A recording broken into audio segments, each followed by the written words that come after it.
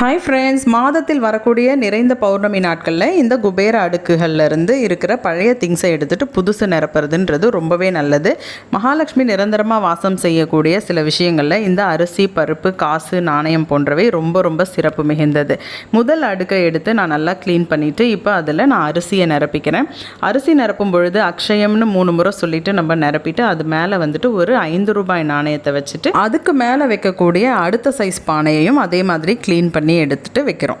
இப்போ இதுக்குள்ளே பார்த்தீங்கன்னா நம்ம துவரம்பருப்பு ஆல்ரெடி சேர்த்து வச்சுருந்தோம் இல்லையா, அந்த துவரம்பருப்பை நீக்கிட்டு நம்ம புதுசாக இருக்கிற துவரம்பருப்பை அதில் கொட்டிக்கிறோம். நல்லா கோபுரமாக கொட்டிட்டு நம்ம கைகளினால் அதை தட்டி விடணும். அக்ஷயம்னு சொல்லிட்டு நம்ம தட்டி விட்டுட்டு அதில் இன்னொரு 5 ரூபாய் நாணயம் வைக்க போகிறோம்.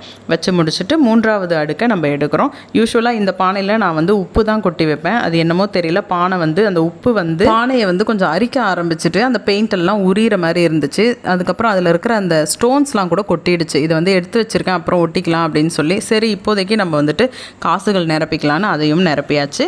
இப்போ பூஜை ரூம் சாமி கும்பிட்றதுக்காக அழகாக ரெடி பண்ணி வச்சுருக்கேன். இப்போ அடுக்குகளையும் ஃபஸ்ட்டு எடுத்து வச்சாச்சு. இனிமேல் பூஜை செய்ய வேண்டியது தான். இந்த வீடியோ உபயோகமாக இருந்தால் லைக் பண்ணுங்கள்.